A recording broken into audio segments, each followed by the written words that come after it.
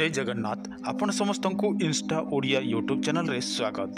बंधुगण आज मु आपन को यही वीडियो माध्यम रे गोटे चमत्कार वशीकरण टोटका कहबी जोठिरे आपण मानको कौनसी मंत्र आवश्यक नाही। एटा केवल गोटे टोटका होइथिबारु आपण मानको किछि विधि विधान प्रयोग करबा को पड़िबो तापर आपनकर वशीकरण होई जिवो। एही वशीकरण टोटका को झियो चाहिले करि परिबो पुओ चाहिले करि परिबो समस्त करि परिबे। तेणु आपण मन चिंता करिवार कौनसी आवश्यक नाही जे मो झियो पिला करि परिबे कि नाही मो पुओ पिला करि परिबे कि नाही। जहार श्रद्धा विश्वास थिबो से माने अति सहजरे करि परिबे, जहार श्रद्धा विश्वास न थिबो से माने गोले घंटे हेले मध्य करि परिबे नाही। वर्तमान चलंतु जानि नबा वशीकरण टोटका विषय रे।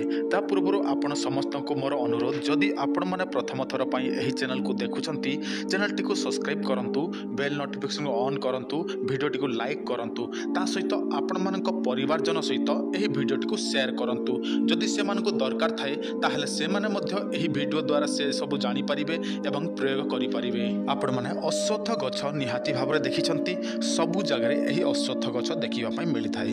ताहले आपण माने कोन करिवे अश्वत्थ गछरु मात्र 2टी पत्र जोगाड़ करिवे, किंतु को दिन जोगाड़ करिवे सेटा सबुठारु इंपोर्टेंट कथा। देखंतु आपण माने अमावास्या दिन अश्वत्थ गछरु 2टी पत्र जोगाड़ करिवे, किंतु सही पत्रटी संपूर्ण भाबरे सुखी थिबा आवश्यक आउ सेटा गछरे लागि थिबा आवश्यक। कौनसी पड़िला पत्र आपण माने व्यवहार कले हबो नाही।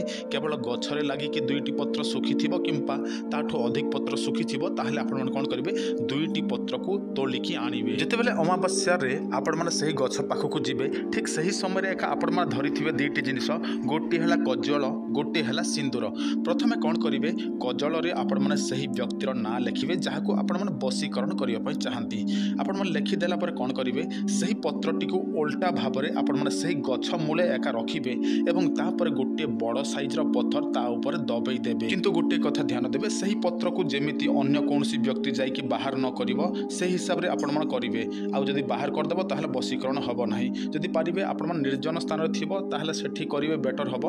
तेनु आपण माने निर्जन स्थान रे थिबा गछ को बाछंतु। तापर आपण माने गोटे पत्र को नै कि आसीबे। देखंतु 2टी तोली थिले आपण माने गोटे रे आपण कोन कले कजल रे लिखिले ना, तापर आ गोटे खाली थिबो सेटा को निज घर को आसीबे एवं सेठी कोन करिवे आपण माने सिंदूर रे सही व्यक्तिर ना लिखिबे। आउ आपणक घर रो छात ऊपर हो किंबा जे कोनसी जगह रे कोन करिवे सेटा को पुनी थरे उल्टा भाव रे रखिबे एवं गोटे बड़ साइज रो पत्थर ता ऊपर लदी देबे। सही समय आपण माने सही व्यक्तिर ना रे वशीकरण हेबा पई प्रार्थना करिवे।